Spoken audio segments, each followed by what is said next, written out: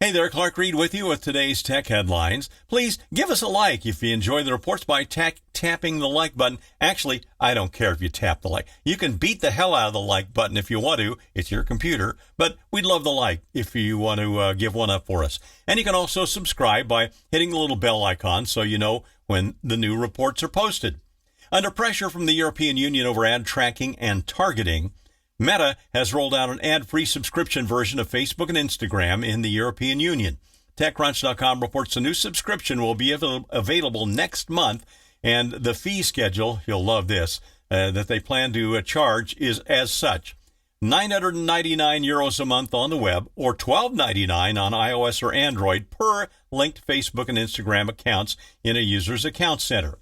Then, after March 1st, 2024, an additional fee of €6 a month on the web and $8 on iOS or Android for each additional account listed under the account center. That means people with both a personal and a public page will pay some hefty fees to continue using Facebook's platform, Facebook and Instagram in Europe.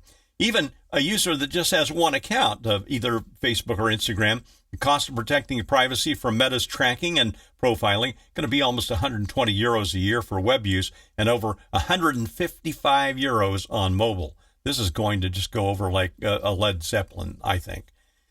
President Joe Biden has signed an executive order providing rules around generative AI ahead of any legislation coming out from lawmakers. According to TheVerge.com, the EO has 8 main goals: to create new standards for AI safety and security, protect privacy, advance equity and civil rights, stand up for consumers, patients, and students, support workers, promote innovation and competition, and advance U.S. leadership in AI technologies, and also to ensure responsible and effective government use of the tech. Also, in the last couple of days, the United Nations has come out with guidelines designed to get the most for humankind out of AI with the least danger. But of course, the UN ones are completely voluntary, so don't expect a whole lot from those. An executive order, though, isn't permanent either. It only lasts as long as Biden's in office, should the next president decide to reverse it. In the meantime, the permanent legislation is being worked on by some folks in Congress. We'll see if that comes to maturity or not. Industry observers say the EO is at least a step forward in providing some standards around generative AI. And speaking of AI, the latest and greatest tech thing to ever happen, virtually every tech company is working on theirs or using somebody's already, like ChatGPT. And here's a word to the wise. While the latest iteration of the chatbot has passed all 3 notoriously difficult exams for medical school, law school bar exam, MBA exam, and the Wharton School of Business at the University of Pennsylvania, one area where it falls short, maybe you do too, like me, math, specifically accounting. ZDNet.com says a professor from BYU assembled about 327 co-authors from 1,856 institutions in 14 countries to come up with questions for the chatbot, typical of a comprehensive accounting exam. Questions ranged across all major topics: financial accounting, auditing, managerial accounting, tax, and others, and they were of different types: multiple guess, short answers, true or false, and different difficulty levels, too. Well, the chatbot clocked in pretty good, 47.4% result, which doesn't sound too bad. However, students scored an average of 76.7% and easily beat the machine. The areas where the large language model stubbed its toe were the financial problems and managerial assessment problems.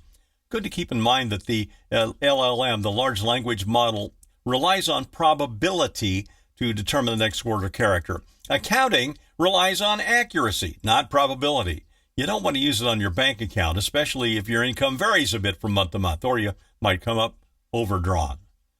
An immunization advisor for the CDC has called the current rate of COVID-19 vaccination abysmal. The numbers are in, and they support that, unfortunately. ArsTechnica.com says the rate of U.S. COVID vaccinations is 7.1% for adults and a terrible 2.1% for kids. Those figures are way short of a survey from last month that found over half of Americans plan to get the jab. According to the National Immunization Survey, adult COVID module that ran from October 8th through the 14th, they polled 14,000 some adults, and 24.6% said they would definitely get the shot, An additional 30.6% said they probably will, on top of the 7.1% who already have been vaccinated. That remaining 37%, they said they'll definitely or probably never get vaccinated. Let's not go through the whole full-blown COVID thing again.